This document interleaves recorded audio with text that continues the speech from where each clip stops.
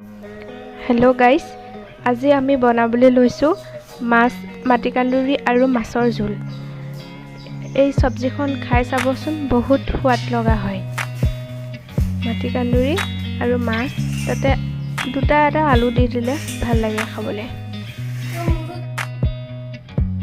মাটিকান্দুৰীখিনি ভালকৈ চাফা কৰি লৈছোঁ।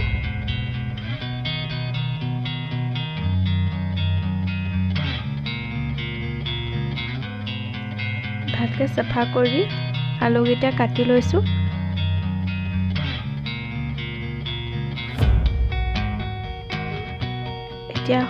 এতিয়া ভালকৈ চাফাকৈ ধুই লৈছোঁ। ধুই অলপ সৰু সৰু চাইজত কাটি মিক্সিত পেষ্ট বনাই ল'ম আমি।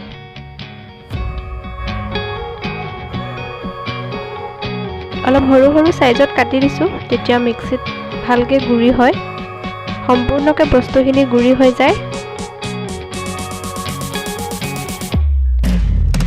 এতিয়া আমি মিক্সিত গোটেইখিনি পেষ্ট বনাই ল'ম।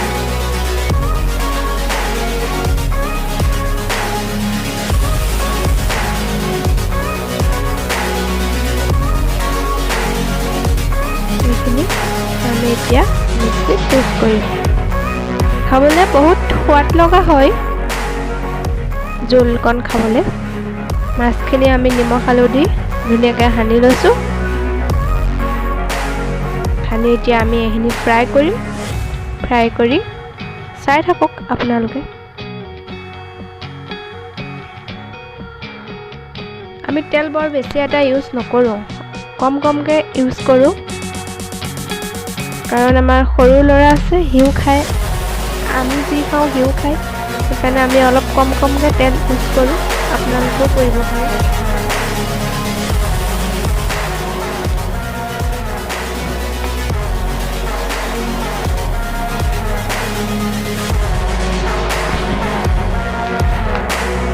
মাছখিনি ফ্ৰাই কৰি ল'লোঁ। কেৰাহীটো গৰম কৰি তাত পানীখিনি, যি জোলখিনি আমি মিক্সিত পেষ্ট কৰি লৈছিলোঁ, পেষ্টখিনি দি দিলোঁ। এতিয়া আলু, আদা, নহৰু, পিঁয়াজ এইখিনি দি দিম। এইখিনি সকলো দি দিয়া গ'ল। এতিয়া উতলিলে নিমখ হালধি,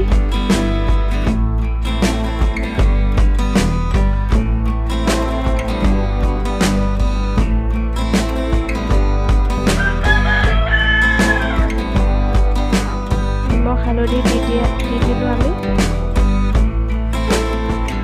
এতিয়া এবাৰ লৰাই দি উতলিবলৈ দিয়ক।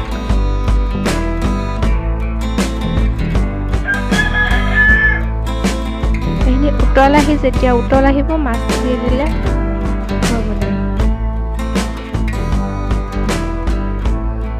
মাছখিনি ধুনীয়াকৈ হাফ ফ্ৰাই কৰি ল'লোঁ। আৰু গোটেইখিনি হাফ ফ্ৰাই কৰি মাছখিনি ইয়াত দি দিলোঁ।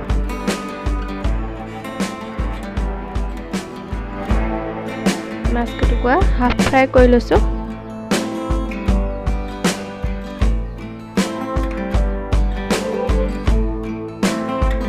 এতিয়া ঢাক মাৰি ভালদৰে উতল আহিবলৈ দিছোঁ। এইখিনি ধুনীয়াকৈ বকবককৈ একদম উতলি আছে। আমাৰ চব্জি ৰেডি। আমাৰ মাছ আৰু মাটিকান্দুৰীৰ জোল ৰেডি। ৰেডি হৈ গ'ল আমাৰ থালি।